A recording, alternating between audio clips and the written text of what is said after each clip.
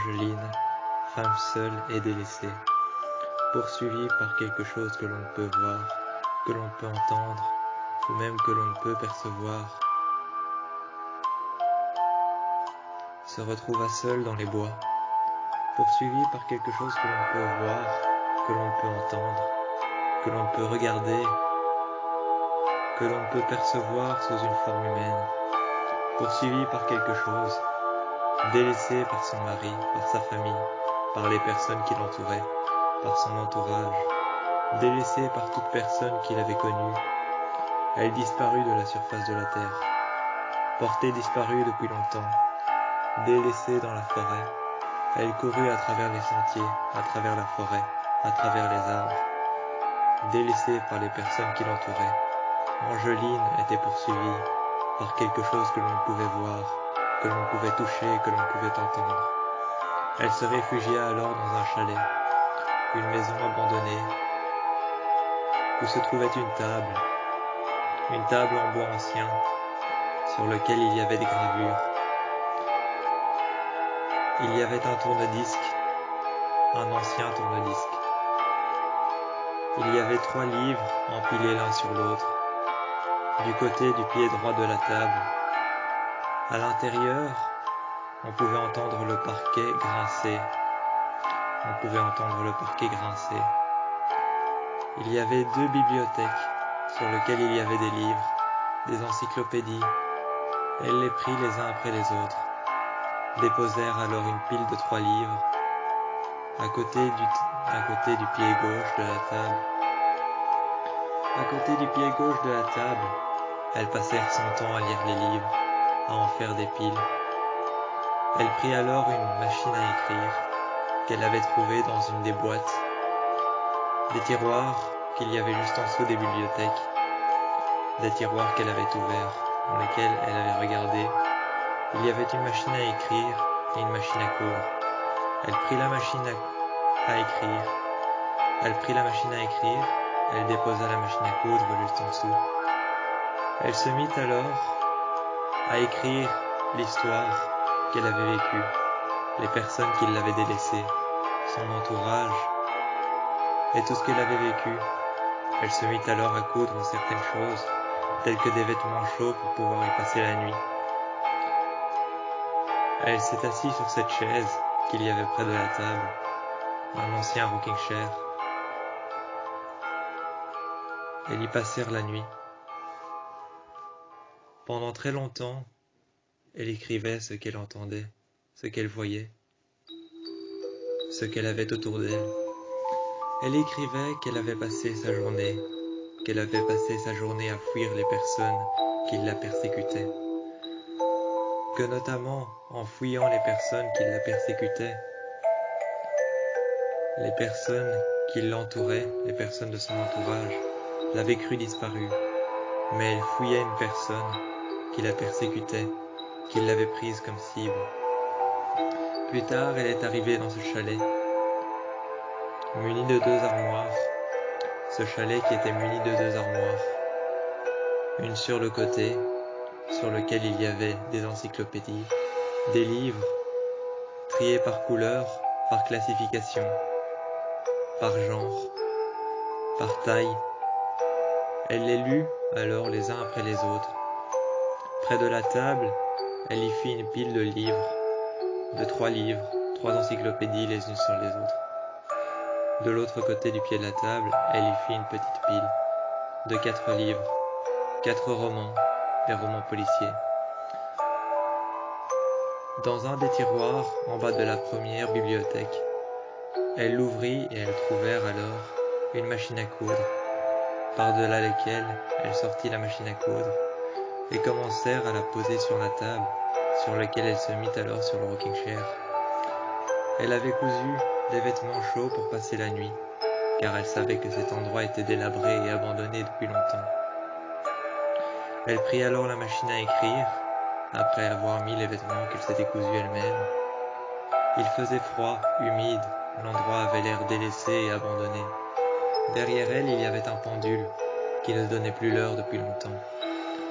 Il était coincé à minuit pile, et il ne donnait plus l'heure depuis longtemps. Mais soudainement, lorsque la porte qu'elle avait refermée s'était ouverte, par quelque chose qu'elle ne pouvait voir, entendre ni même toucher, la pendule s'était remise en route, s'était arrêtée peu de temps après, 1 heure après, à 1 heure du matin.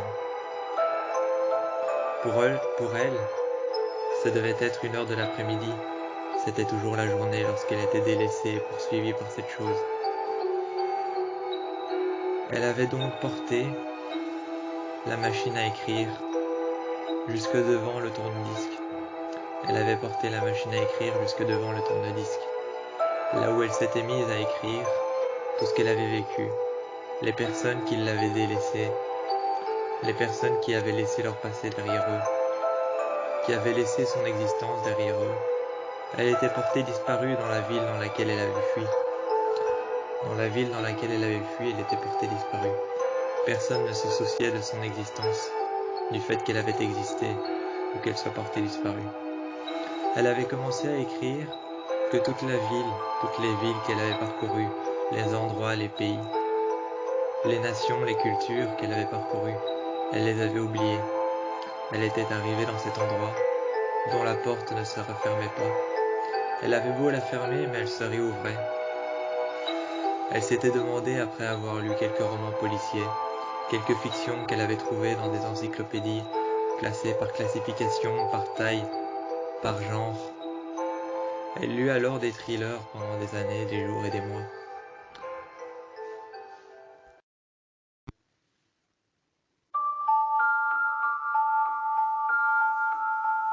Elle lut pendant longtemps. Elle se passa de vérité. Elle se passa de réalité, de fiction, tout ce qui pouvait être fictionnel dans les livres. Elle se passa de ça. Elle se passa de vérité, de tout ce qui pouvait être fictionnel. L'irréalité n'était plus que sa réalité à elle. Dans cet endroit, dans ce lieu sombre et obscur, qui sentait la pourriture, à travers laquelle une porte ne se refermait pas, elle pouvait entendre le silence parfois. Elle entendait le silence. Autour d'elle, elle savait que dehors, la forêt était en train de mourir. Les arbres étaient en train de faner. Elle pouvait sentir les écorces se décrocher des troncs. Elle sentait que la terre devenait de plus en plus rêche et de plus en plus dure. Elle sentait tout ça autour d'elle. Elle se passa de fiction, de tout ce qui pouvait être fictionnel, de réalité. Elle se passa de tout ce qui avait l'air réel. Jour après jour, elle remarquait que des choses changeaient autour d'elle. Une troisième bibliothèque était apparue pendant la nuit, tout au fond, dans l'endroit le plus sombre de cet endroit dans lequel elle avait atterri. L'endroit dans lequel elle avait atterri, cette charmante demeure qui avait été abandonnée à son gré, qui avait bel et bien un passé qui était sûrement écrit dans les livres, qui était sûrement inscrit sous forme de fiction, de manière fictionnelle, dans les réalités des encyclopédies, par genre, par mystère, par série de livres. Elle lut alors tous les livres, les encyclopédies, les romans, tous, elle les lut les uns après les autres. Les uns après les autres, elle les lut, encore et encore. Elle se passa de fiction, de tout ce qui pouvait être fictionnel, de réalité, car elle savait qu'à l'extérieur, cette chose qu'elle ne pouvait percevoir en tant que genre humain, cette chose qu'elle ne pouvait percevoir en tant que genre humain, cette chose qu'elle ne pouvait voir, entendre ou ni même comprendre, réouvrait la porte qui menait vers l'extérieur. Elle la fermait de temps en temps. Cette porte, elle essayait pertinemment de la fermer. Elle la fermait derrière elle. Elle la fermait devant elle lorsqu'elle allait dehors. Lorsqu'elle allait dehors, les arbres étaient morts.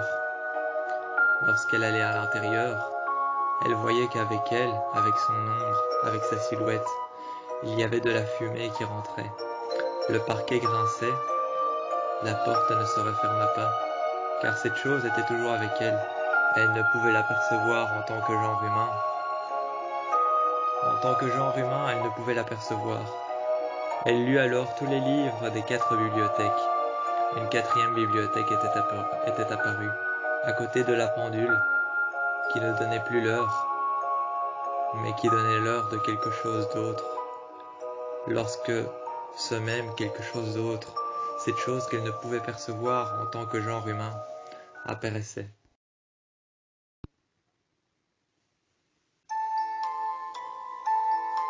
Un soir, elle était dans la pièce. Elle ne se souvenait de rien. Sur le rocking chair, les pieds à terre, le talon d'Achille qui craquait. Elle dormait, les yeux fermés, quelque chose l'avait réveillée. Il y avait de nouveau un vent frais qui parcourait la pièce. Elle s'était réveillée, elle s'était endormie. Elle s'était endormie et elle se réveilla en sursaut après avoir rêvé du même endroit dans lequel elle se trouvait. La porte s'était une nouvelle fois ouverte alors qu'elle venait de la fermer. La porte s'était une nouvelle fois ouverte. Mais lorsqu'elle ouvrit les yeux, qu'elle se souvenut qu'elle avait fermé la porte. Il n'y avait plus rien dans la pièce. La table sur le côté sur laquelle elle était assise avait disparu. La chaise était toujours là. Le pendule, il ne restait plus que la trace au mur. Il avait disparu. Il n'était plus là. Il ne pouvait plus donner l'heure. Les livres étaient partis. Ceux qu'il avait posés par terre. Ceux qu'elle avait posés par terre. Tous les livres qu'elle avait posés par terre, les encyclopédies, les fictions, tout ce qui était fictionnel, tout ce qui était réel ou pas, les armoires, la machine à coudre, la machine à écrire, elles avaient disparu. Les vases, en haut de la 3e armoire, contre la porte, avaient disparu. Il ne restait plus que les traces des meubles contre les murs, qui ne laissèrent pas passer l'humidité. Les murs étaient toujours autant gris. Délaissés par le temps, on pouvait y voir des fissures qui avaient augmenté, qui étaient devenues de plus en plus grandes, de plus en plus profondes, à travers le ciment. Elle redoutait ce jour-là que cette maison puisse s'effondrer sur elle-même. La porte s'était refermée. La chaise était là, au milieu de la pièce. Elle dormait. Le rocking chair se balançait. Ce soir-là, elle s'était levée après s'être réveillée et avoir remarqué que tout avait disparu. Elle tournait en rond, elle réfléchissait, elle sentait qu'en dessous d'elle, quelque chose était mort, qu'il n'y avait plus de vie, le parquet grinçait. Dehors, on pouvait apercevoir le chêne, sans feuilles, seulement des branches, qui grincèrent, qui laissèrent un goût amer dans sa bouche, à travers laquelle elle pouvait percevoir que autour d'elle, tout était mort, tout avait disparu. Il y avait quelque chose avec elle, qui était imperceptible, quelque chose qu'elle ne pouvait pas percevoir, quelque chose qui n'avait pas de forme humaine, quelque chose qui n'était pas palpable, qu'elle ne pouvait pas toucher. Il y avait quelque chose qui s'amusait avec elle, qui refermait la porte. Lorsqu'elle l'ouvrait, il disparaissait. Elle se répétait, « Angeline, serais-tu en train de sombrer dans l'oubli ? Angeline, qui es-tu devenue ?» Elle se répétait en marchant sur le sol, voyant la fumée rentrer à l'intérieur, la porte qui se réouvrait. Lorsqu'elle était en train de fermer la porte, elle se réouvrait, comme si elle n'avait aucune faculté à pouvoir se fermer. Serait-elle en train de sombrer dans l'oubli ? Que se passait-il ? Avait-elle perdu la tête ? Était-elle devenue folle ? Que se passait-il ? Les meubles disparaissaient, réapparaissaient. Les meubles redevenaient réalité. Les meubles redevenaient réalité, réapparaissaient, disparaissaient, réapparaissaient, disparaissaient. Ils redevenaient réalité. Était-il réellement réel ? Était-il fictionnel ou non ? Est-ce que ce qu'il y avait à l'intérieur de cet endroit dans lequel elle s'était réfugiée était-il fictionnel ? Ces meubles étaient-ils réels ou non ? Ils réapparaissaient, ils disparaissaient. Ils étaient réels, ils n'étaient plus réels. Ils étaient là, ils n'étaient plus là. Était-elle en train de devenir folle ? Avait-elle trop lu ? Avait-elle emprunté trop de livres pour pouvoir lire des fictions ? Avait-elle laissé tout ce qui était fictionnel derrière elle pour une bonne raison ? Avait-elle fait ça pour quelque chose d'important ? les toiles d'araignées qui se formaient au plafond, les araignées qui marchèrent dessus. Elle les regardait. Elle se disait, en regardant les araignées qui marchèrent au plafond, sur leurs toiles d'araignée, qu'elles tissaient lentement, avec le temps, qui restèrent tout autour de la table, tout autour des endroits sombres, tout autour des coins de cette pièce. Elle se disait, était-il réel que ces petits animaux qui tissèrent des toiles dans les coins, ces petits animaux, ces insectes, l'humidité, les taches d'humidité, les taches sombres, l'heure à laquelle était dédiée l'horloge qu'il y avait sur le pendule, était-elle réelle elle aussi? Était-il réel que ce qu'il se passait actuellement puisse exister? Lorsqu'elle s'était mise à entendre des voix, à voir des choses qu'elle avait écrites dans des livres qui étaient écrites autre part, des réalités qui n'étaient pas réelles, des fictions qui n'étaient pas fictionnelles, la réalité commençait à se dissoudre tout autour d'elle. Elle était coincée dans cette pièce, elle ne pouvait en sortir et pourtant la porte était ouverte. La porte était ouverte et elle ne pouvait en sortir et pourtant elle était coincée. Elle était coincée, dédiée à écrire et à coudre ce qui pouvait la réchauffer. Dédiée à coudre des vêtements qui pouvaient la réchauffer à l'intérieur de la froideur de cet endroit pourri, entièrement convaincue qu'elle était rongée par la pourriture et par l'humidité, l'odeur de l'humidité qui parcourait la pièce. Elle était convaincue qu'elle était dédiée à écrire, qu'elle était dans une fiction qu'elle avait écrite. Elle était dans une fiction d'horreur qu'elle avait écrite, elle-même, dédiée à être sous la malédiction d'un livre, d'une histoire qu'elle avait écrite. Elle ne pouvait qu'écrire à l'intérieur de cette maison, elle ne pouvait en sortir et pourtant la porte était ouverte. Bel et bien ouverte, elle essaya d'en sortir maintes et maintes fois. Elle n'était plus protégée. Il se passerait des mois et des années avant qu'elle ne trouve un moyen de sortir de là. Le plancher ne faisait que grincer. Elle marchait, et tout bonnement, en regardant cette porte ouverte, dont elle ne pouvait sortir de là. Mais il se passerait des années avant qu'elle ne comprenne pourquoi elle ne pouvait pas sortir d'un endroit dont la porte était ouverte. Elle ne pouvait sortir de là, et un soir, en marchant de droite à gauche, du fond de la pièce, jusqu'à l'autre fond de la pièce, en face de l'armoire qu'il y avait près de son bureau, de cette table abandonnée, de ce tourne-disque. Un soir, elle s'était endormie à nouveau. Le tourne-disque jouèrent alors des voix qui tournèrent autour du vinyle. Le vinyle qui tournèrent sur le tourne-disque jouèrent des voix qui lui parlaient. Il se passerait des jours et des mois avant qu'elle ne comprenne cet appel désespéré, hors du temps, auquel elle ne put donner un sens. Elle ne put donner un sens à cet appel désespéré. Elle l'avait transformé comme étant quelque chose qu'elle avait repris dans sa fiction d'horreur qu'elle avait écrite, dont elle était prisonnière. Elle était prisonnière de sa propre fiction d'horreur. Elle ne pouvait en sortir.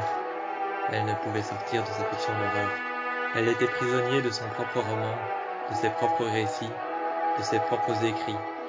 Elle était prisonnière de l'intérieur. De l'intérieur de son imagination, elle en était prisonnière. Elle lisait alors les livres, par centaines et par milliers. Elle lisait encore les livres. Elle les lisait petit à petit. Elle se mit alors un soir par terre. Elle était entourée de piles de livres.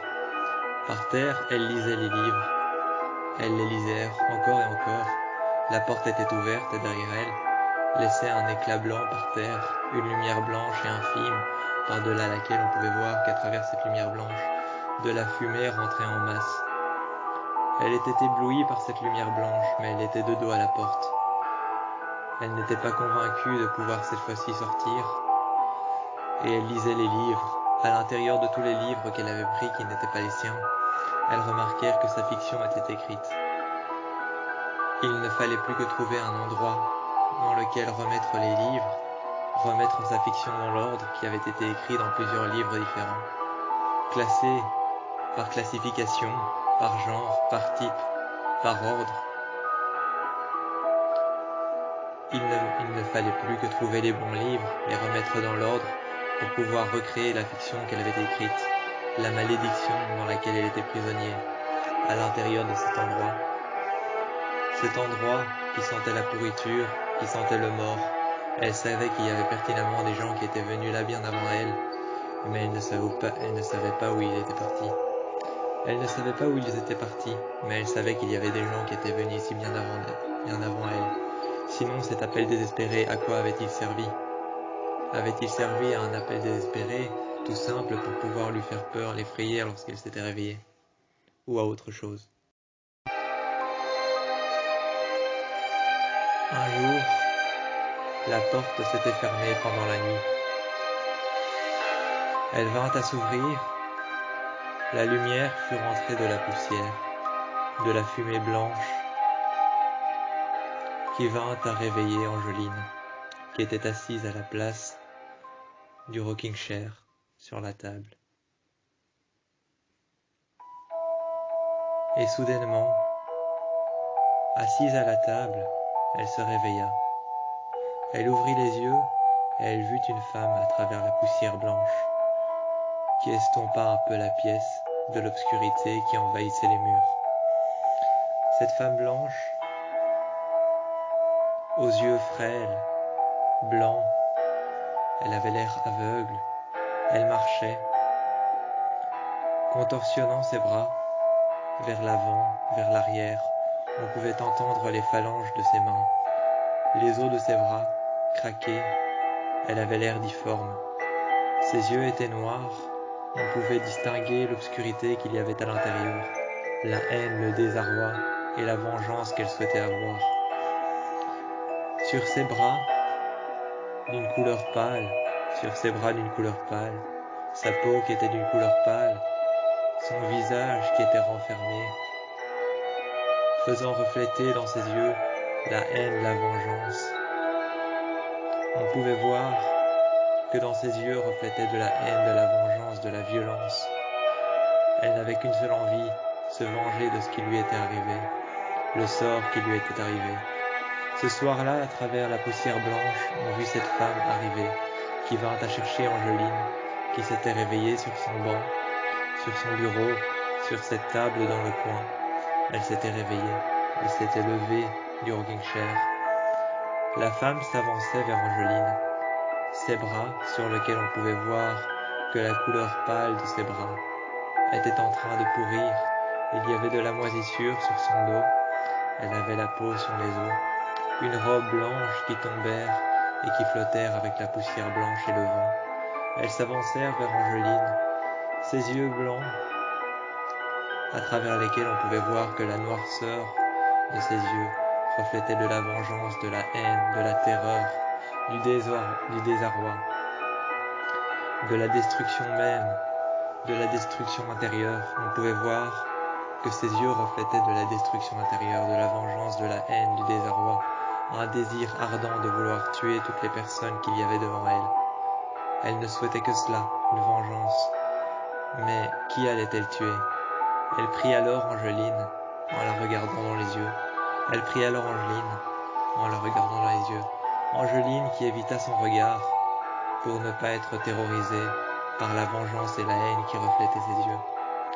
Ses yeux recouverts de noir, d'un noir intense, qui coulait le long de ses joues, telles des larmes. Elle prit alors sa main, évitant son regard. Elle partit avec la femme dans la forêt. La porte s'était refermée lentement, laissant un goût amer dans la gorge de Angeline. La porte s'était refermée derrière elle. Elle avait pu sortir grâce à une femme qu'elle estimait être morte. C'est une femme qui elle-même, cette femme qui elle-même avait regardé Angeline dans les yeux. La prenant par la main, elle s'était relevée, laissant le livre qu'elle lisait par terre. N'ayant pas eu le temps de le refermer, elle partit dans la forêt, le long des arbres qui étaient en train de moisir et de pourrir sous ses yeux lorsque la femme marchait devant elle. La femme qui marchait devant elle était en train de moisir et de faire moisir la faune et la flore. Les animaux étaient en train de mourir. Les aigles royales, les rapaces, les corneilles et les corbeaux étaient en train de mourir et de tomber du ciel. Autour d'elle, la faune et la flore, ainsi que la flore, les arbres, L'herbe qu'il y avait par terre, les arbres, étaient en train de pourrir, de devenir bruns. Il y avait du sang qui s'éjectait du sol, qui remontait et qui montait à la surface. Il y avait du sang qui remontait à la surface. Tout autour d'elle, toute la vie qu'il y avait était en train de s'éteindre et de pourrir, autant la faune que la flore, les oiseaux qui tombaient du ciel, les rapaces qui mouraient de faim, les souris des champs qui étaient en train de se faire manger et qui se faisaient gober par les serpents qui ensuite se faisaient attaquer par de plus gros rapaces qui volaient dans le ciel en rond pour attraper leur proie, qui ensuite, tout en volant en cercle, attrapaient leur proie. Très convaincants, ils attrapaient le serpent qui venait de manger une souris. La faune et la flore étaient en train de s'acharner l'une contre l'autre. On pouvait voir les arbres pourrir tout autour d'eux. Mais Angeline tenait la main de cette femme qui partait dans le loin. Elle tenait la main de cette femme, les yeux noirs, sans dire un mot. L'avertissement qu'elle avait entendu était peut-être l'arrivée de cette femme. Elle tenait sa main et elle partit alors dans la forêt. Tout autour d'eux, la forêt était en train de s'éteindre, de se renfermer l'une contre l'autre, autant la faune que la flore. Les animaux étaient en train de s'entre-manger. Une souris qui était dans les champs, qui se cachait derrière les blés, était mangée par un serpent, qui ensuite était attaqué par un rapace, qui se serait alors caché derrière un sapin, derrière un arbre, pour ensuite mourir seul, mourir de faim, car plus rien n'était vivant, ni serpent, ni souris, ni rapace, ni aigle, ni corbeau, ni corneille. Ils moururent alors tous de faim derrière un arbre. Et derrière eux, on pouvait voir la porte qui se refermèrent. Derrière un nuage de brume, l'endroit dans lequel elle s'était recueillie disparaissait. Autour d'elle, la faune et la flore disparaissaient et devenaient morts. Il n'était plus que sang, cendre, feu et flamme. Il n'était plus que feu, flamme, cendre et disparition de la faune et la flore. Cette femme partait avec elle au lointain, sûrement pour lui montrer quelque chose, lui dire ou l'avertir de quelque chose, que ce qu'elle avait fait était peut-être un avertissement.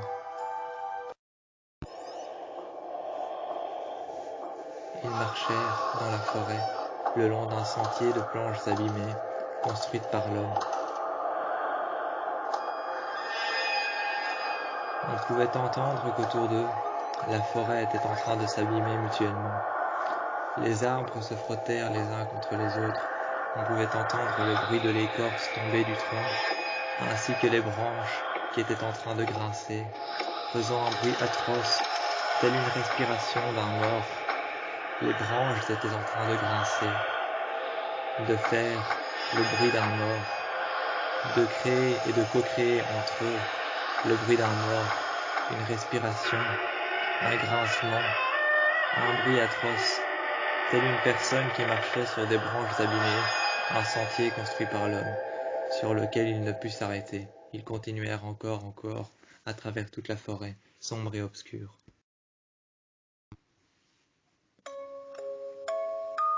Cette femme, au visage pâle et aux yeux noirs, regardèrent Angeline.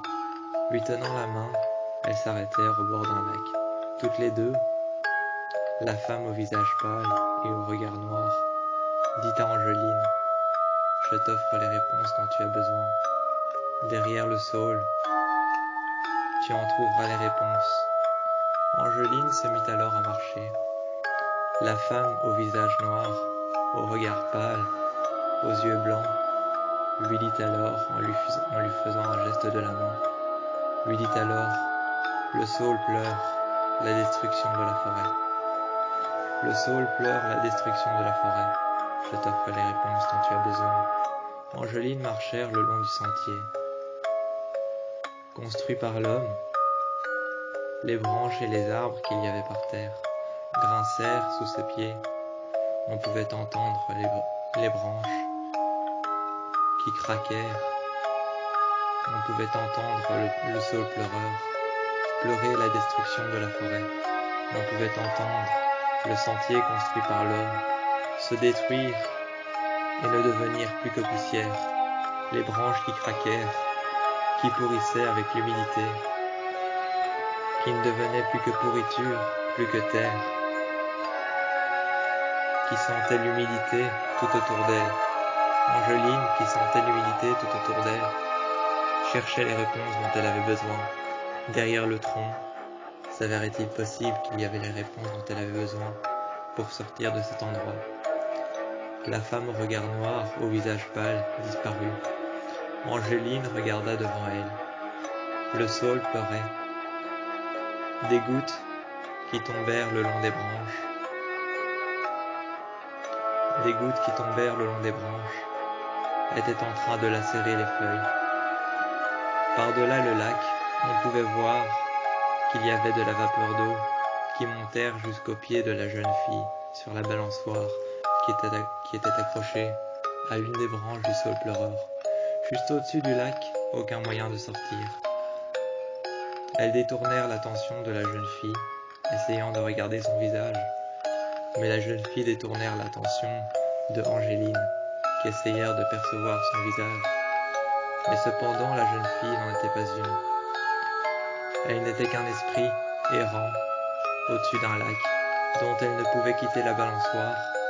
Elle regardait l'eau, elle regardait le mouvement des vagues, elle regardait le lac.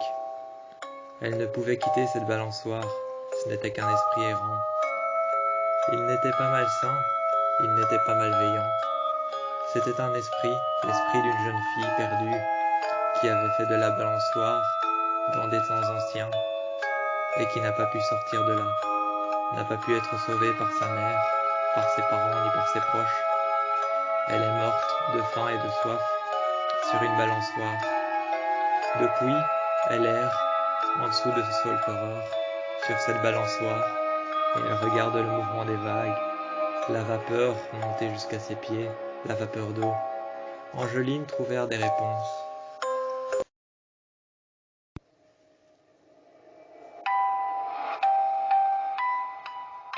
Angeline trouvèrent les réponses. Angeline trouvèrent une réponse à quelque chose, mais ce dont elle ne savait pas, c'est que la réponse lui pouvait être fatale. Elles trouvèrent une réponse à quelque chose dont elles ignoraient encore l'existence. Elles trouvèrent une femme au-dessus du lac. Ses jambes étaient blanches et pâles. On pouvait apercevoir qu'il y avait de la pourriture jaune qui lui jonchait toutes les parois des jambes, ainsi que les parois des bras. Il y avait de la pourriture qui lui jonchait les bras. La peau des bras, la peau des jambes était jaune, verdâtre. Elle était sûrement là depuis bien longtemps. C'était un esprit abandonné qui avait été délaissé. Ses cheveux flottèrent dans l'air. Elle avait le regard fixe, blanc. Elle avait une bouche qui ne souriait point. Elle avait une bouche qui ne souriait point. Elle tenait un livre en main qui avait l'air ancien, bien plus ancien que cette femme qui flottait dans les airs. Bien plus ancien qu'elle, elle tenait un livre, un manuscrit, avec une croix qui avait été dessinée à l'encre du Chine. Ses jambes et ses bras étaient couverts de pourriture jaune. Ses bras étaient couverts de pourriture jaune, ses avant-bras étaient couverts de pourriture verte. Elle avait les bras pâles, le visage pâle, le regard fixe et la bouche fermée. Elle ne disait rien. On pouvait voir ses cheveux flotter dans l'air. Et derrière elle, les arbres se secouaient, se percutaient, et les branches créaient un bruit incessant, tel le grincement d'une porte lorsqu'ils ont quitté le manoir abandonné dans lequel elle s'est réfugiée. Elle se disait que les réponses qu'elle devait chercher et qu'elle devait trouver étaient peut-être le manuscrit qu'elle tenait en main. Sinon, pourquoi avait-elle vu cette femme? Elles se retournèrent, et derrière, il n'y avait plus la femme au visage noir. Il n'y avait plus la femme au visage pâle, aux yeux noirs. Elle avait disparu. Derrière elle, il y avait aussi la jeune fille sur sa balançoire qui regardait la femme qui tenait un livre en main. Elles se rapprochèrent d'elle. Elles descendirent de l'endroit où elle était. Et soudainement, ses pieds atteignirent la terre ferme. Elles lui donnèrent le livre, qu'elle récupéra ensuite, lui montrèrent une direction dans les bois, là où elles partirent. Angeline ne la revit plus. Elles partirent dans les bois, à travers les pins, les chênes et tous les autres arbres qui pouvaient joncher les parois du sentier sur lequel elle était. Il y avait des chênes, il y avait des pins, des érables du Japon, des arbres de toutes sortes, à travers les couleurs diverses de la forêt. Elles jonchèrent le sentier, elles passèrent à travers les sentiers, elles passèrent à travers les racines qui atterrissèrent sur le chemin. Et au loin, elle put apercevoir la même cabane dans laquelle elle s'était réfugiée. Elle s'y était mise et s'était dit que l'endroit dans lequel elle était n'allait jamais la quitter, que peut-être les réponses qu'elle cherchait étaient en elle, car si elle avait écrit ce qu'elle subissait, les réponses étaient en elle. Serait-ce l'endroit dans lequel elle était, que là où se trouvaient les réponses, se trouveraient aussi les questions, car plus de questions que de réponses. Se trouvait-il les questions dans l'endroit dans lequel elle était? Elles marchèrent jusqu'au même endroit, jusqu'à la même porte. Elles marchèrent jusqu'à la même porte, qu'elle ouvrit ensuite, qui encore une fois ne se referma pas. Cette chose qu'elle ne pouvait voir, qu'elle ne pouvait sentir, ou même qu'elle ne pouvait apercevoir sous forme humaine, la suivait toujours. Elle ne pouvait la voir, ni même la sentir près d'elle, ni même l'apercevoir en tant que forme humaine, mais elle la sentait près d'elle. Encore une fois, l'histoire se répétait. Elle était à l'intérieur, elle marchait, elle sentait en dessous d'elle qu'il y avait bel et bien des gens qui étaient venus là avant elle, qui étaient morts, qui avaient été enfermés. Elle sentait tout ça. Elle était entourée de morts, de vie, de présages. Elle était entourée de présages, de vie, de mort, de questions, de réponses, auxquelles elle n'avait aucune capacité de répondre, ou même d'y trouver encore quelque chose qui pourrait l'aider. Elle lisait les livres, les romans, les encyclopédies qu'il y avait autour d'elle sur les armoires. Elle regardait l'heure à laquelle s'arrêtait chaque fois l'horloge, lorsque la porte s'ouvrait et se fermait.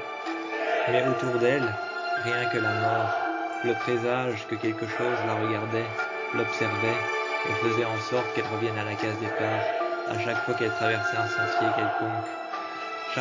À chaque fois qu'elle traversait un sentier quelconque, la chose qui la suivait faisait en sorte qu'elle revienne à la case départ, qu'elle lise les mêmes livres, qu'elle se pose les mêmes questions, qu'elle réponde de la même manière aux questions. Elle lut tout le temps les mêmes livres, elle prit tout le temps les mêmes livres, elle ne sut pas finir son histoire, elle se mit à écrire, elle se mit à coudre des vêtements chauds pour pouvoir passer la nuit. Mais elle écrivait, elle ne fit que ça. Toutes les nuits, elle passèrent son temps à lire les livres de la même armoire. Elle s'endormait, elle se réveillait, les meubles disparaissaient, réapparaissaient, l'horloge disparaissait, s'arrêta à une heure exacte, l'horloge s'arrêtait à une heure exacte, les meubles disparaissaient, s'arrêtaient, elle se réveillait, elle s'endormait, elle entendait des voix à travers les disques qu'il y avait, par terre. Elle entendait des voix lorsqu'elle le mettait sur le tourne-disque, le vinyle qu'il y avait par terre, couvert de poussière, qu'elle sortit de son enveloppe. Elle le mit sur le tourne-disque et elle entendait des voix. À nouveau, ça se répétait, encore et encore, sans cesse. Elle entendait des voix, ça se répétait, soudainement, encore et encore, sans jamais s'arrêter. Elle entendait des voix, les voix de quelque chose qui devait être un présage, une question, une réponse, auquel elle n'avait ni la réponse ni même la question. Elle lisait les livres pour pouvoir trouver des réponses, mais elle détournait l'attention de la chose qui la manipulait. Elle détournait l'attention de la chose qui la manipulait. Elle ne savait pas comment faire pour sortir de cette boucle infernale dans laquelle elle était enfermée. Elle marchait dehors, elle sortait de la cabane, mais elle n'en trouvait pas de réponse, elles ne trouvèrent pas de répit. Elle sortait de la cabane, elle sortait de dehors, elle rentrait à l'intérieur. Cela tournait en rond sans cesse, cela l'a rendue folle. Un jour, elle a arrêté de chercher. Elle s'est assise dehors, devant la cabane. Elle s'est assise dehors, elle s'est retournée, elle a regardé à la fenêtre. Elle a vu la même femme, au visage pâle et aux yeux noirs, qui est sortie, qui lui a pris la main, et qui lui a dit « Regarde, la réponse est là ». Elle n'a rien vu, à part des arbres, des pins, des chênes, des érables du Japon, des feuilles rouges et noires qui tombaient en masse sur les sentiers. C'était l'automne. Mais la femme ne lui cessait de répondre. Regarde autour de toi. La réponse est juste devant. Elle ne cessait de lui répondre qu'il n'y avait pas de réponse. Juste un sentier, des feuilles abandonnées, des arbres qui étaient en train de pourrir de l'intérieur, dont la cime avait été touchée par les orages. Elle lui cessait de répondre ça. Mais la femme aux yeux noirs et au visage pâle lui disait « Regarde autour de toi, la réponse est juste devant. » Elle en devint folle. Les musiques qu'elle entendait, les bruits, les craquements, les feuilles, les branches qui craquaient sous ses pieds lorsqu'elle pouvait sortir, mais elle ne pouvait sortir qu'en compagnie de la femme aux yeux blancs, au visage pâle et au regard pertinent. Elle ne pouvait sortir de là qu'en sa compagnie. Elle avait trouvé comment faire en sorte qu'elle apparaisse. Il fallait qu'elle s'endorme, que les meubles disparaissent. Il fallait qu'il soit une certaine heure. Il fallait qu'il soit une certaine heure, que l'horloge indique une certaine heure, que le meuble ait disparu, qu'elle se soit endormie, que lorsque son réveil, les meubles aient tous réapparu, qu'elle ait lu tous les livres, qu'elle n'eût pas trouvé de réponse, car cette femme au visage pâle et aux yeux noirs était là pour lui donner des réponses. Seulement autour d'elle, il n'y avait que sentiers, il n'y avait que des arbres qui avaient été brûlés jusqu'aux racines, qui avaient été touchés par la foudre. Il pleuvait autour d'elle, elle s'était abritée à l'intérieur. La femme au visage pâle était avec elle, sans être avec elle. Elle ressentait cette pression tout autour d'elle, où elle pouvait voir quelque chose qu'elle ne pouvait pas sentir ni même entendre. Très souvent la nuit, lorsqu'elle s'endormait, le tourne-disque se mettait en route. Elle entendait des voix, mais pourtant il n'y avait pas de vinyle. Elle entendait les voix. Ce pouvait être un présage, un pressentiment que quelque chose allait bientôt arriver. Partout autour d'elle, il y avait une maison qui avait été abandonnée, laquelle elle ne savait pas. Cette maison qui avait été abandonnée, laquelle elle ne savait pas, car il y avait plusieurs maisons. Tout un village qui était en train de se construire autour d'elle. Elle ne savait pas quelle maison. Seulement, peut-être que l'une de ces maisons était une issue, peut-être que c'était cela la réponse qu'elle cherchait.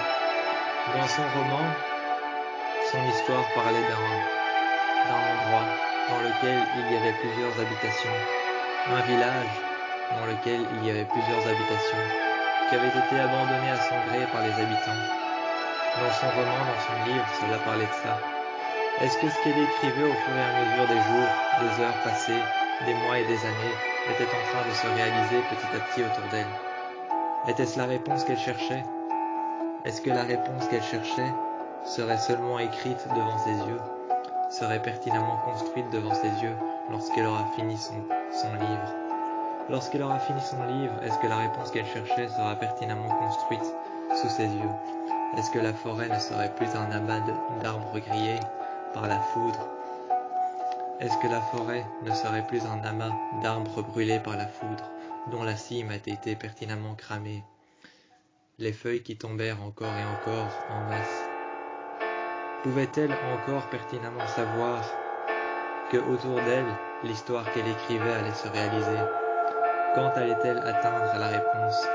Cette femme, avec l'ancien manuscrit, la croix blanche qui avait été écrite qui avait été faite à l'encre de Chine, était pertinemment en train de la regarder. La jeune fille sur la balançoire qu'elle avait vue, dont elle en détournait le regard, dont elle essayait de voir son visage.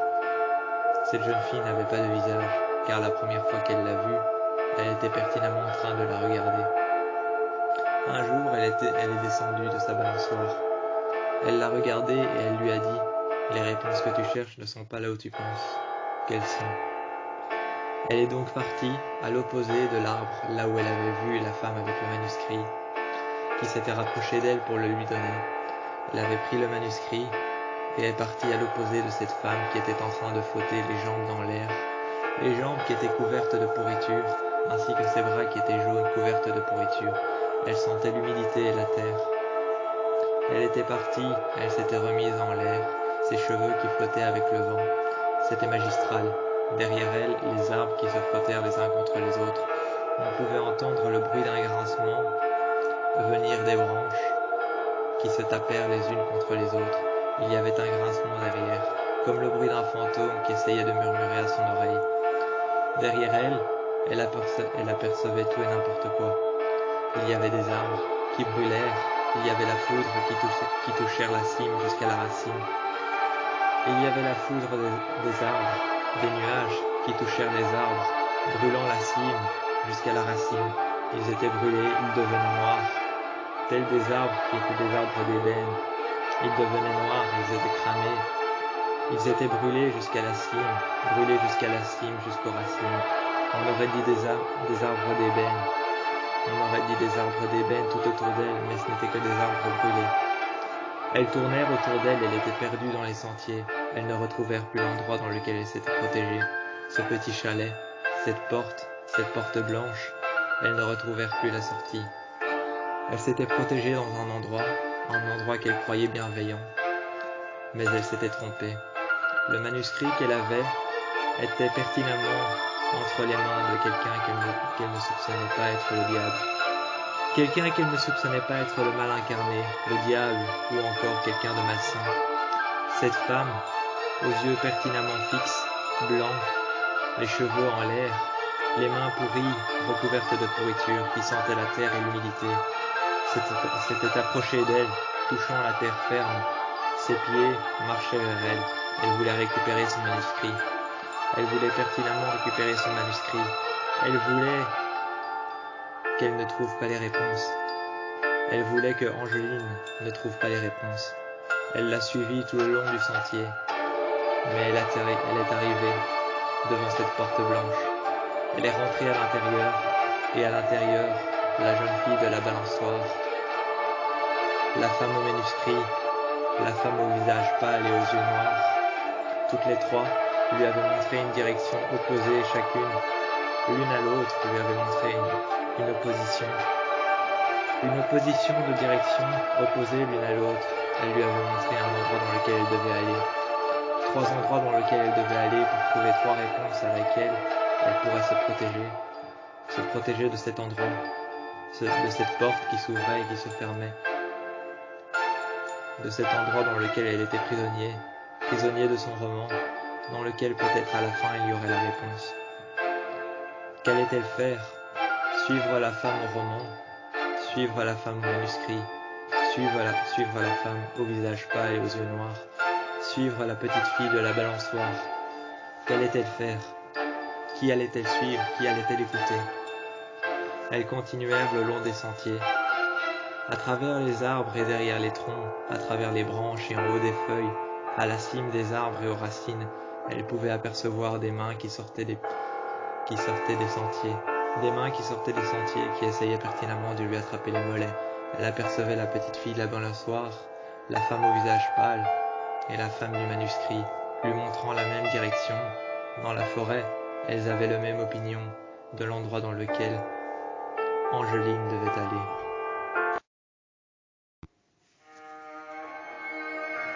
Elle avait été damnée, se demandait-elle par quel Dieu? Damnée et condamnée à revivre, couvert de terre, de pourriture, d'un drap blanc dont elle s'était servie pour pouvoir se faire une robe blanche. couvert de terre, de pourriture, de moisissure, ainsi que l'odeur de putréfaction des cadavres qu'elle avait tirés. L'odeur de putréfaction des cadavres qui entourait son œuvre charnelle. L'odeur de putréfaction qu'elle dégageait, l'odeur de la pourriture qu'elle dégageait. Elle était couverte de terre, effondrée par terre, elle se tenait sur ses genoux, les mains sur le sol, elle serrait le sol. Elle avait été damnée, se demandait-elle par quel Dieu, à revivre le cauchemar. Encore, elle releva la tête, elle vit une dague par terre, avec un émeraude, un rubis et un saphir. L'émeraude des dieux, le saphir des démons et le rubis du sang. Elle les prit tous les trois, elle les mit alors sur la dague, se l'enfoncèrent dans le cœur, ne sachant pas que la dague avait le pouvoir d'inverser un sort, ou bien de créer une malédiction. Elles se l'enfoncèrent, ses yeux devinrent noirs, son visage devint pâle. Elle n'eut plus aucune expression sur le visage noir, le teint pâle, les yeux noirs, brillants, telle la sombre nuit qu'elle avait passée dans cet endroit. Elle revint en arrière, à revivre la même chose. Elle revint en arrière, à revivre la même chose. Corrompue et damnée par les dieux, se demandait-elle par lequel. Elle revit alors la même chose, encore et encore pertinemment, enfermée dans ce cauchemar. Elle lisait, elle cherchait des réponses, elle n'en trouvait pas.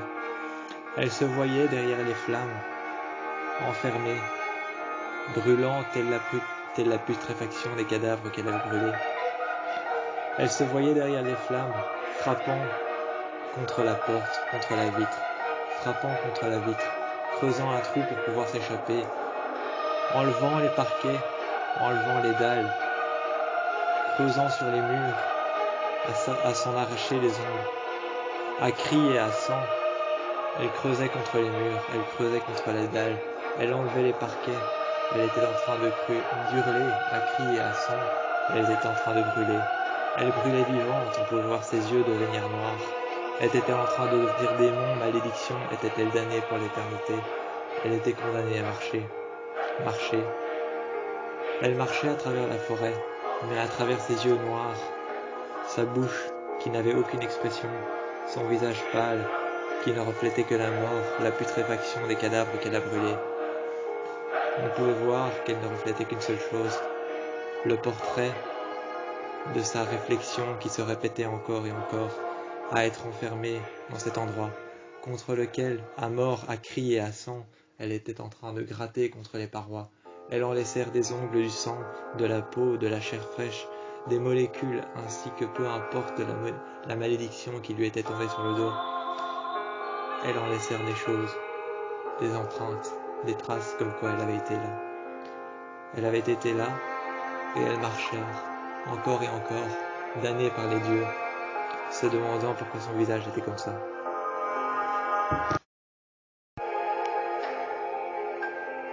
La première pierre avait libéré la colère des dieux. La deuxième avait libéré le démon. La troisième en avait libéré les flammes. Elle se voyait prisonnière de l'intérieur. Elle se sentait prisonnière et damnée, se demandait-elle par quel Dieu. Elle se sentait prisonnière, damnée par les dieux, elle se voyait frapper contre les vitres, y laissant des traces de sang, y laissant des traces de sa main, de ses molécules, de ses particules, ainsi que des ongles contre les vitres, ayant gratté à mort et à sang, à vif et à sang, à mort et à sang, ayant gratté encore, contre les murs, contre les parois, contre le plancher qu'elle défaisait. Se décharnant contre le plancher, on pouvait y voir qu'elle y laissait des marques de griffes. Elle y laissait des marques de griffes, à mort et à sang, elle frappait contre les vitres. Les flammes se rapprochèrent de plus en plus d'elle. Elle ne pouvait réfléchir à autre chose qu'à sortir de là. Seulement elle en était damnée. Si elle sortait, qu'elle marchait à travers la forêt, et qu'elle partait de plus en plus loin. La femme au visage pâle et aux yeux noirs, la femme au manuscrit. La dame au manuscrit, la femme au visage noir et aux yeux pâles, se rapprochait d'elle de plus en plus, se rapprochait d'elle et lui montrait la mauvaise direction pour pouvoir retourner dans son cauchemar, son enfer à elle qu'elle s'était écrite. Elle essaya alors de brûler chaque page de son roman qu'elle avait écrit. Elle essaya de brûler chaque page pour pouvoir détruire l'enfer qu'elle s'était construit. Elle essaya de brûler tout ce qu'elle avait écrit. Le roman, les livres qu'elle avait trouvés. Elle essaya de brûler tout.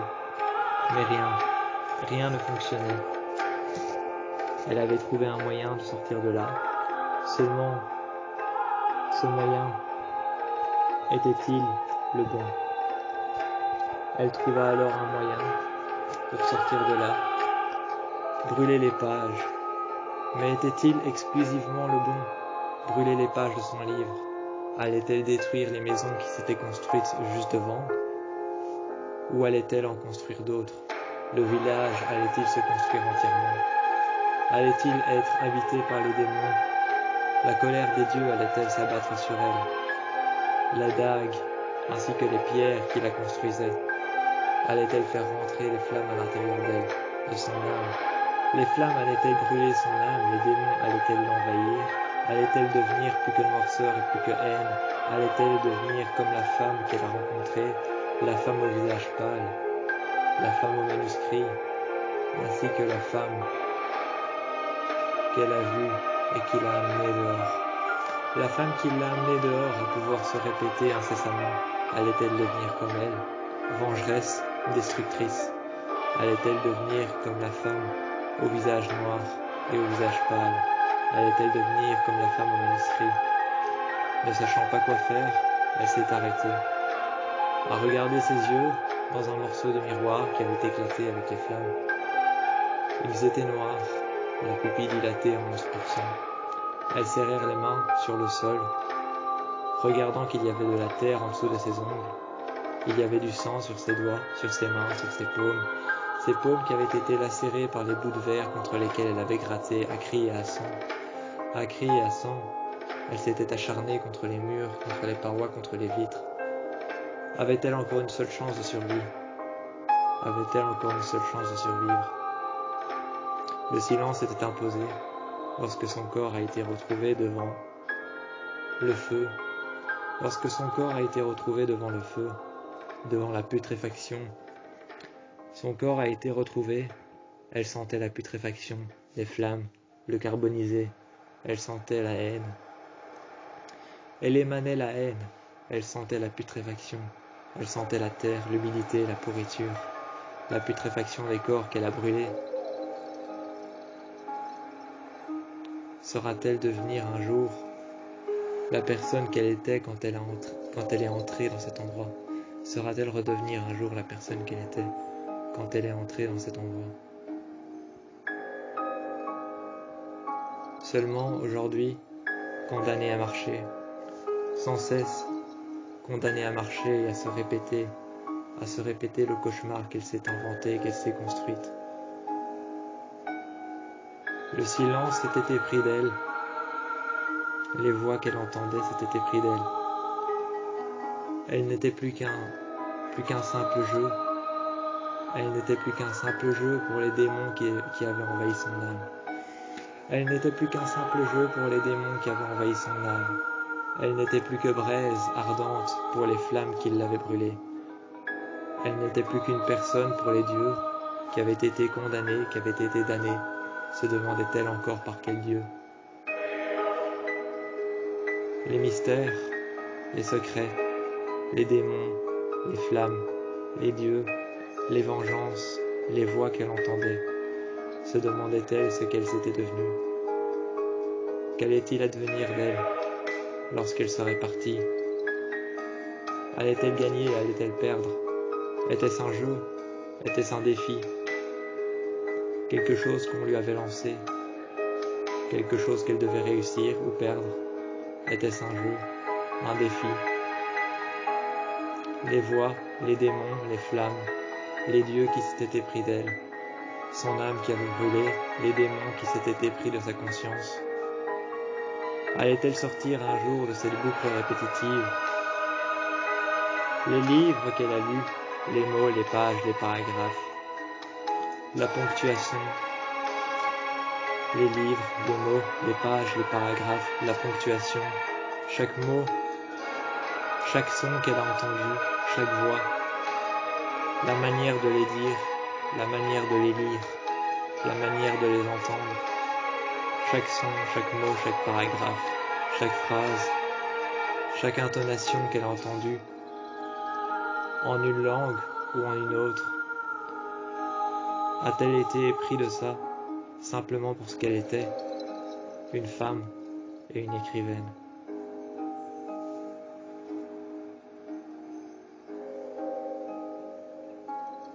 Elle s'était épris de beaucoup de choses durant son voyage,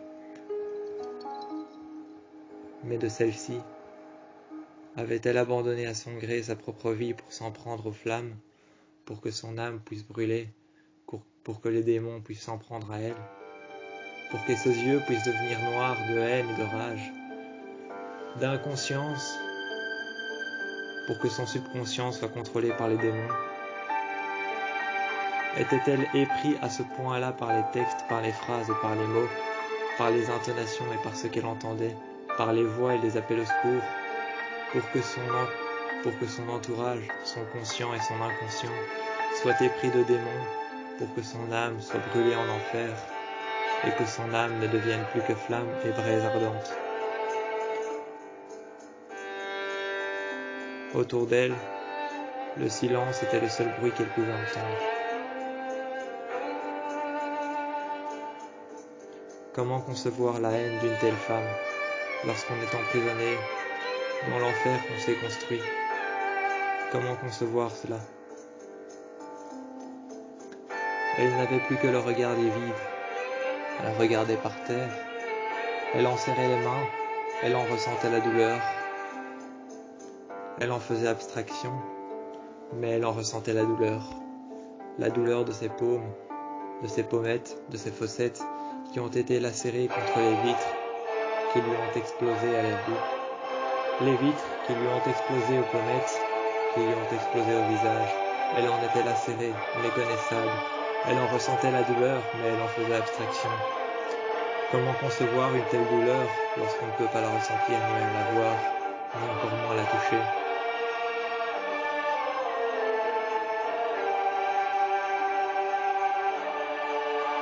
Lorsqu'elle est arrivée au bord d'un lac, elle n'a pu concevoir la douleur, mais ressentir tout en même temps. Devant elle est apparue la femme au grimoire. Devant elle est apparue la femme au visage pâle et aux yeux noirs, ainsi que la fille de la balançoire. Toutes lui ont répété ce qu'ils lui ont dit. Ils lui ont tendu les bras, et elles ont disparu à travers l'eau, à travers la fumée et la vapeur d'eau qu'il y avait au-dessus des courants. Était-elle condamnée, comme ces 3 femmes, ces 4 femmes, ainsi que celle qui s'est épris d'elle, qui l'a aidée à sortir de cette maison? Était-elle épris à ce point-là de cette femme qui l'a aidée à sortir? Était-elle répétée comme la femme au visage pâle et aux yeux noirs, comme la femme au grimoire, ainsi que la fille de la balançoire? Étaient-elles toutes les 5 répétées à concevoir un enfer qu'elles se sont construits, à se répéter dans leur propre cauchemar?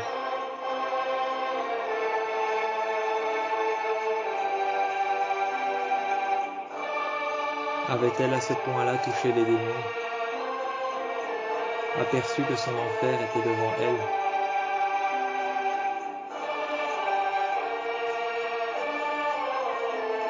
Au bord du lac, son enfer se répétait encore, sans cesse, maintes et maintes fois. La maison réapparaissait, la porte qu'elle franchissait, les livres qu'elle lisait, qu'elle essayait de remettre dans l'ordre pour pouvoir détruire son enfer, mais elle ne faisait que l'agrandir. Maintes et maintes fois elle a essayé. Rien n'aboutissait à sa fin. Elle a essayé maintes et maintes fois, encore et encore, mais elle n'a fait qu'apparaître la fille de la balançoire, la femme qui l'a fait sortir de là. Elle sentait la putréfaction, l'humidité, la terre et le sang.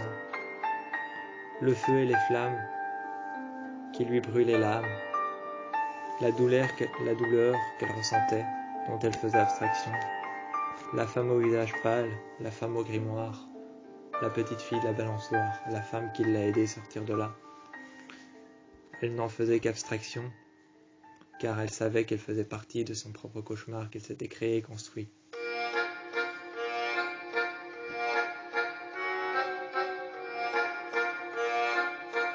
Avait-elle eu des moments d'inconscience où elle se croyait libérée? Avait-elle eu des moments d'inconscience, impérativement où elle se croyait libérée? Non seulement, dans ces moments d'inconscience, elle se disait que les rêves et les cauchemars étaient pareils. Ils étaient pareils, à juste titre.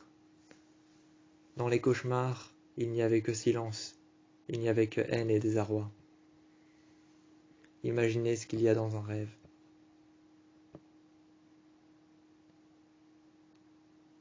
Le pouvoir savoir que l'on existe, que l'on ressent les choses,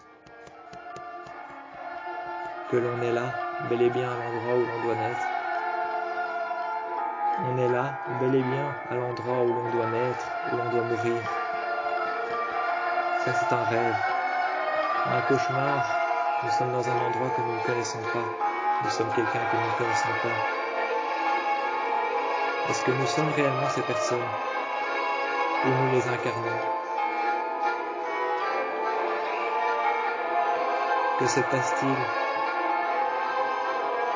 lorsque les personnes de notre entourage meurent?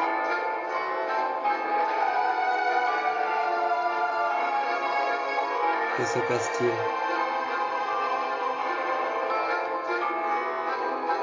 Que se passe-t-il lorsque les démons font surface? Que se passe-t-il lorsque les flammes ardentes brûlent et écorchent notre âme? Que se passe-t-il lorsque les dieux s'acharnent sur nous? Enfermé dans un tel cauchemar, construit par soi-même, on ne peut concevoir la réalité et l'irréalité. Car une table, un tourne-disque, un vinyle, une armoire, classée par classification, des romans, et des endroits dans lesquels on se sent seul, peuvent très bien devenir un cauchemar tout autant qu'un rêve. Qui sommes-nous en réalité? Nous ne sommes que des personnes qui ont des rêves, des ambitions et des espoirs. Mais ces espoirs, ces rêves et ces ambitions deviennent cauchemars, terreurs, autant nocturnes que ce que l'on peut imaginer. Terreurs nocturnes, cauchemars, rêves éveillés, tout cela devient réalité dans un cauchemar que l'on s'est construit.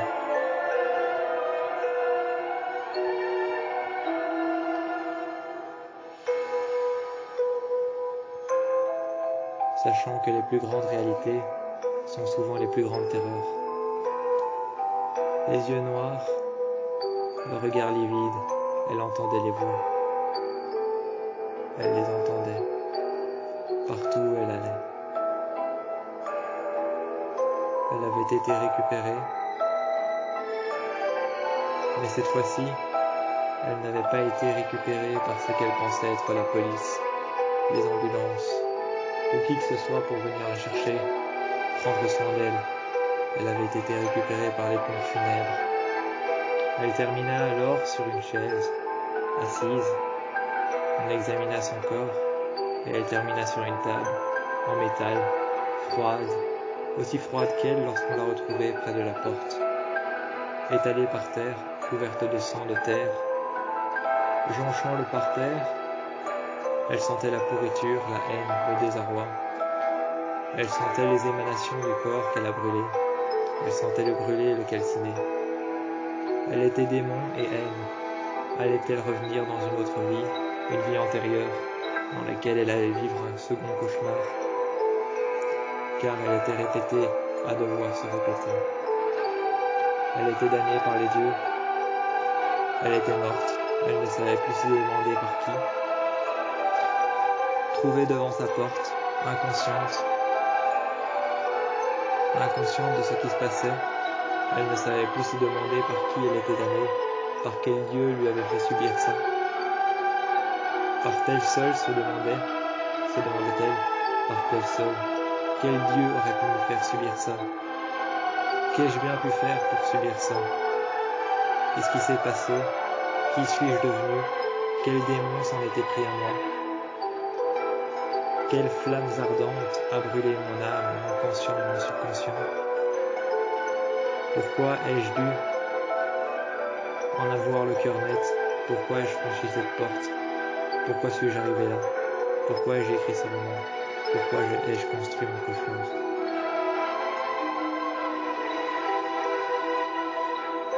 Et pris par une telle peur, par une telle haine, on ne sait en sortir que sans répéter.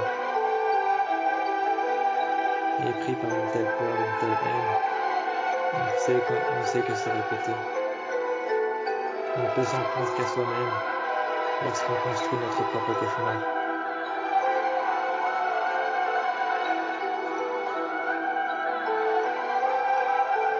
On ne peut pas s'en sortir indemne. On ne peut pas s'en sortir seul. On ne peut pas savoir ce que l'on fait, où on est, comment sortir, comment rentrer, qui devenir ou quoi faire.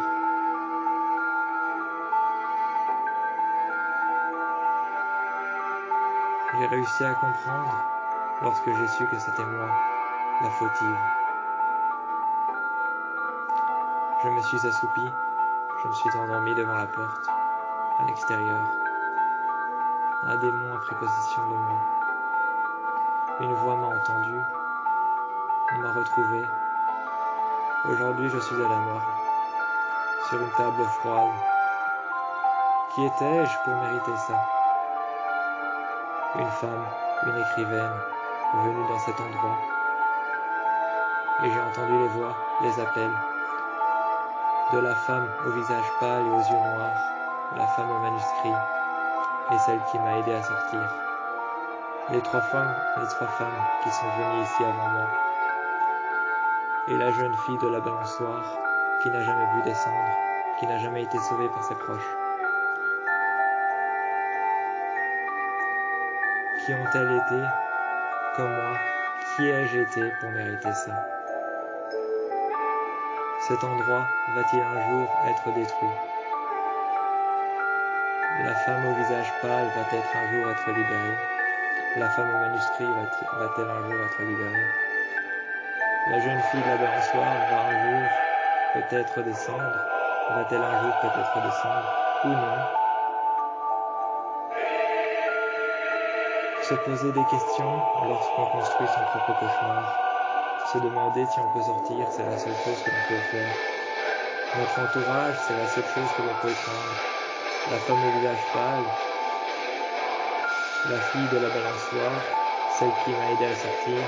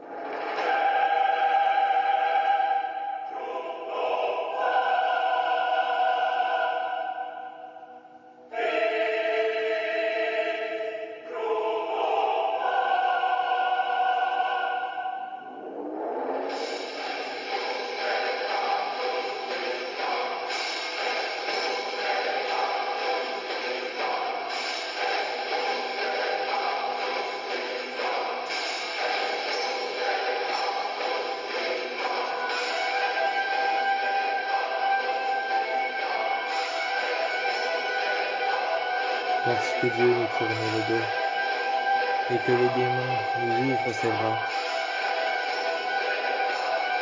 On ne peut que retourner notre âme contre le diable.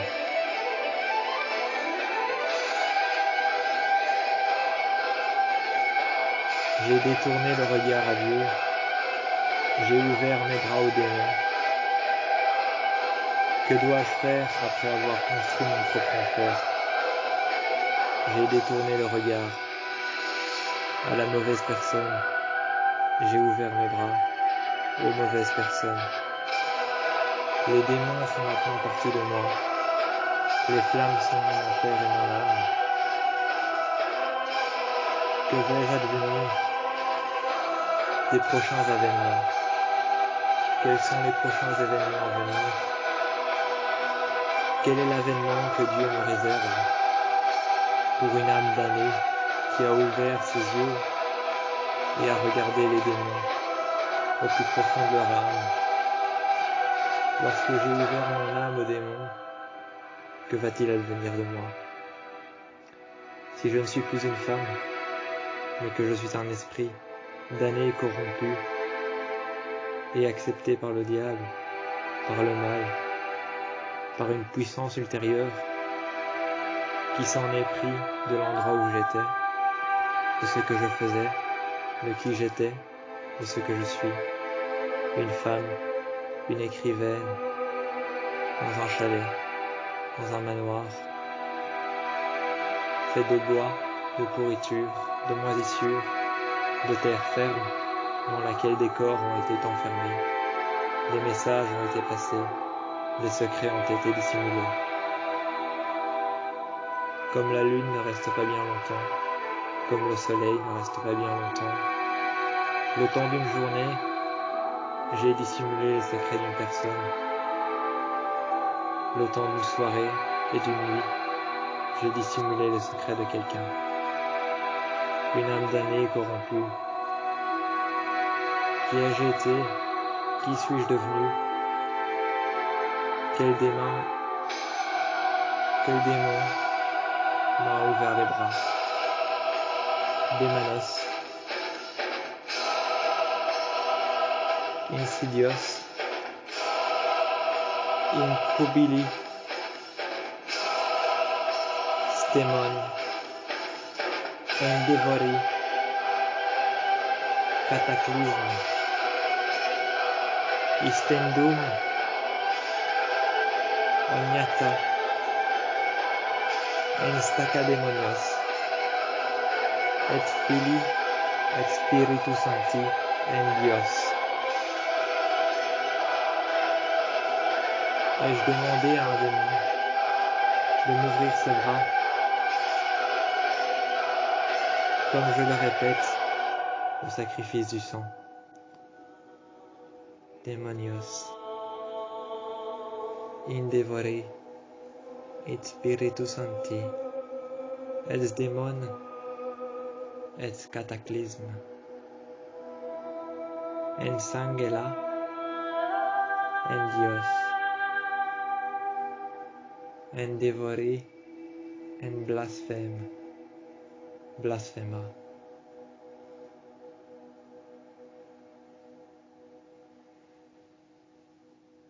Qu'ai-je fait? Qu'ai-je reçu comme avertissement? Qui suis-je? Ai-je échoué quelque part? Je suis triste, mais je n'arrive plus à pleurer. Je suis fâché, mais mon âme est brûlée. J'étais une femme, une écrivaine. Tout ce qui était fictionnel, je m'en suis détourné. Tout ce qui est irréel, je l'ai accepté. Où étais-je mon erreur? Étais-je peut-être mon erreur? Était-ce moi l'erreur? Était-ce la personne que je suis devenue? Les sacrifices que j'ai essayés, le sacrifice du sang, les paroles des démons, le sacrifice de Salem. Les paroles des démons ont-il été ma seule erreur? Comment aurais-je pu savoir que cet endroit n'était pas qu'une simple cabane, qu'un simple manoir, que de simples murs, de simples secrets dissimulés? Il n'y avait ni nuit, ni jour, ni heure, ni minute. Le temps se déroulait autrement. J'avais l'impression d'être une personne, dans le vide. J'avais l'impression d'être une personne, dans le vide. Je n'étais plus la femme que j'étais avant, une nuée de beauté. J'avais l'impression de vivre aussi longtemps qu'un papillon. J'avais l'impression de vivre 2 jours. 2 jours me paraissaient être une année. J'avais l'impression d'être un papillon de nuit. 2 jours me paraissaient être une année. La nuit me paraissait être le jour. Des minutes me paraissaient être des secondes. Le temps se déroulait autrement. J'ai pu les voir, les entendre, les toucher, les accepter. Mais ils n'ont pas compris. Ils n'ont pas pris conscience de qui j'étais. Une simple femme qui cherchait à se protéger de toute distraction pour pouvoir écrire. Mais je me suis détourné de tout ce qui est fictionnel. Comment faire lorsque l'on te dit que l'espoir est la seule chose à laquelle tu peux t'accrocher? Mais comment faire lorsqu'il n'y en a plus? Accepter? Se dévouer à quelque chose qui nous paraît fictionnel, mais qui finalement existe, qui par rapport à toi ou aux autres, tu n'aurais jamais imaginé leur existence. Et pourtant, les démons, le feu,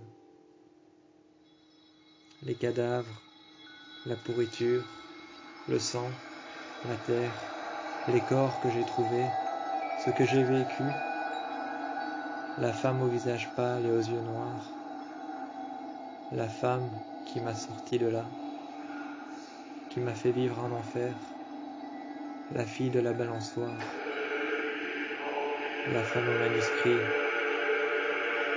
Était-ce des fictions? Était-ce des réalités? Je suis loin d'en douter de la réalité. J'ai pu les voir, les entendre.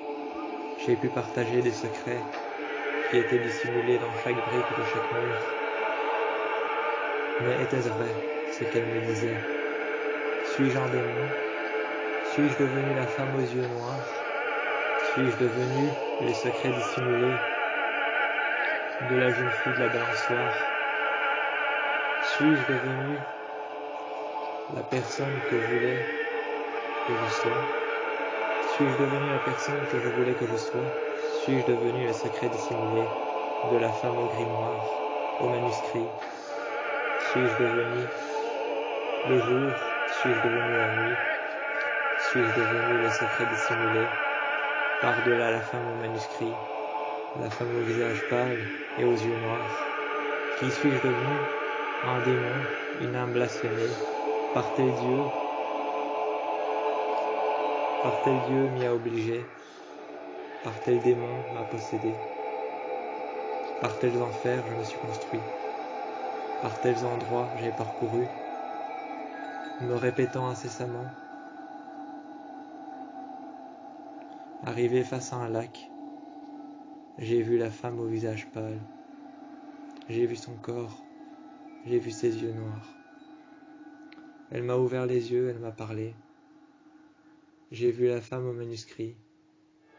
J'ai vu son corps, j'ai vu ses jambes, j'ai vu ses bras, la pourriture qui jonchait sa peau devenue jaune, elle sentait la terre, la moisissure, la décomposition. J'avais l'impression d'être la même femme. J'avais l'impression de sentir la décomposition, la moisissure, la pourriture et la haine.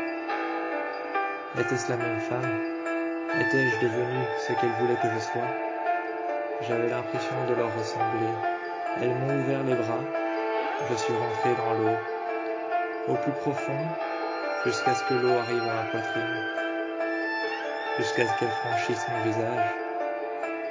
Je suis arrivé dans l'eau, et c'est en marchant que je me suis noyé. Je faisais partie de l'un des leurs. La suivante écrivaine va-t-elle trouver mon corps, faire en sorte que la rédemption me soit offerte? Quel livre va-t-elle écrire? Quel enfer va-t-elle se construire? Par tel démon va-t-elle être hantée? Par tel démon, par tel Dieu va-t-elle être hantée? Par tel seul, peut-être?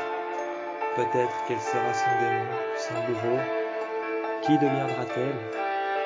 La fille de la balançoire? La femme au visage pâle et aux yeux noirs? Ou la dame au manuscrit, dont la peau est jonchée de pourriture, blasphémée et protégée par les démons, les flammes ardentes qui brûlent encore mon âme, mon être, mon subconscient, mon âme, et tout ce que j'ai pu vivre? Va-t-elle être possédée par des êtres surnaturels que je ne comprends toujours pas? Même à travers les yeux noirs que je possède, je ne peux pas les comprendre. Qui suis-je devenu? Par quel seul, je me demandais. À travers les brumes insolites de ces forêts, je me suis toujours demandé qui suis-je pour avoir abouti à un tel sort, une telle fin. Qui suis-je devenu? Pourquoi ai-je tenté ça? Pourquoi ai-je tenté d'écrire, seul, dans la forêt, près des sentiers, là où je me sentais en sécurité? Un endroit où j'étais seul, je me sentais en sécurité, isolé du monde extérieur, isolé de toute distraction. Je n'y ai rencontré que perturbation, dévouement pour les démons, les esprits malsains, la femme au visage noir et aux yeux pâles, la femme au manuscrit, la fille de la balançoire. Je n'y ai rencontré que esprits, démons, flammes ardentes qui brûlent encore telles des braises, mon âme, qui est en pleine destruction. Mon subconscient intérieur a-t-il été déjoué de ses plans par le démon qui me possède? Est-ce que j'en avais déjà fini avec la vie? Est-ce que j'en avais déjà fini avec la vie, avec moi, avec qui j'étais, avec ce que je faisais lorsque j'ai franchi cette porte? Je suis rentré dans le lac. L'eau a atteint mes chevilles, est montée jusqu'aux genoux, a atteint mes cuisses, ensuite mon bassin, et aussi vite que le courant battait, aussi vite que mon cœur battait, aussi vite que le courant partait, cela a atteint ma poitrine, ensuite mon visage, et je faisais partie des morts. Étais-je la prochaine à découvrir sous le parquet qui grince lorsqu'on marche dessus? Étais-je la prochaine à être libérée? Aurais-je droit à une rédemption?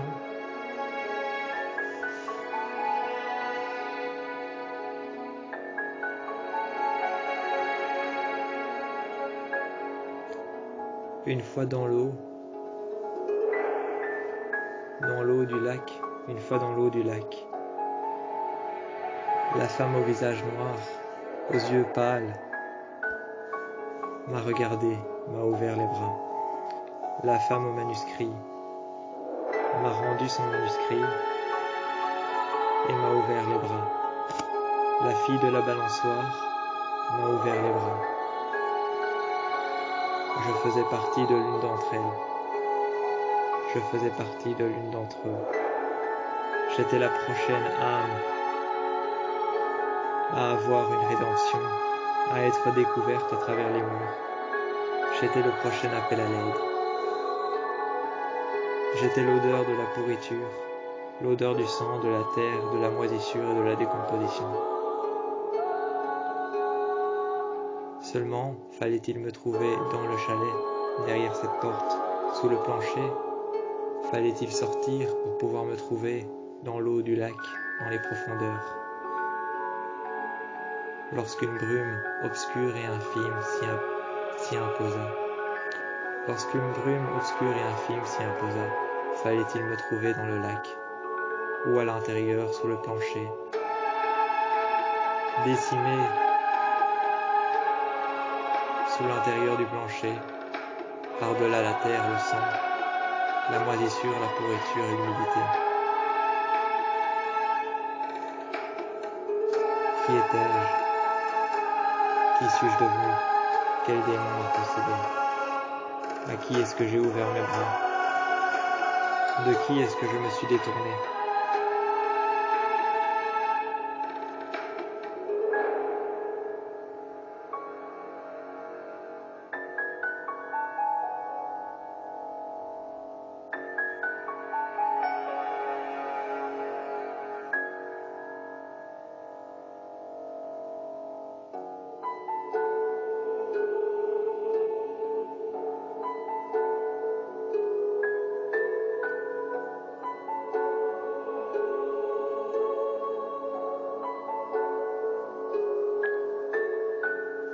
Par-delà le lac, par-delà la brume, décimée au-dessus de l'eau, une infime brume toxique, noire,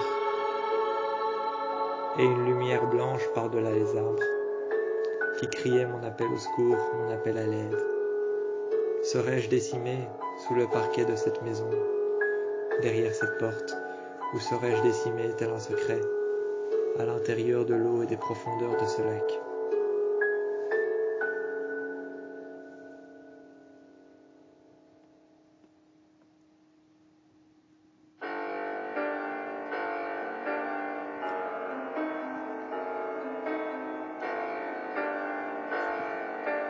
Les secrets sont partout. J'en fais partie. Mais qui suis-je? Quel secret? Quel secret vais-je décimer à la prochaine victime qui entrera par cette porte?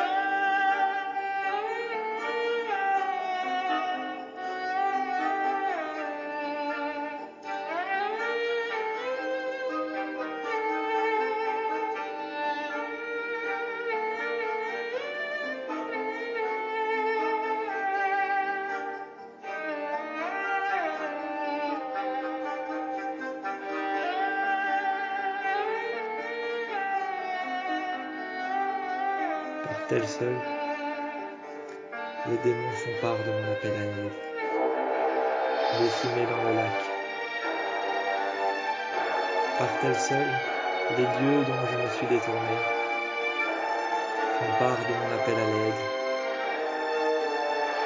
dans le chalet, dans le manoir, à travers les murs. Par-t-elle seule, les secrets décimés font part de mon appel à l'aide, les démons et mon âme brûlante en enfer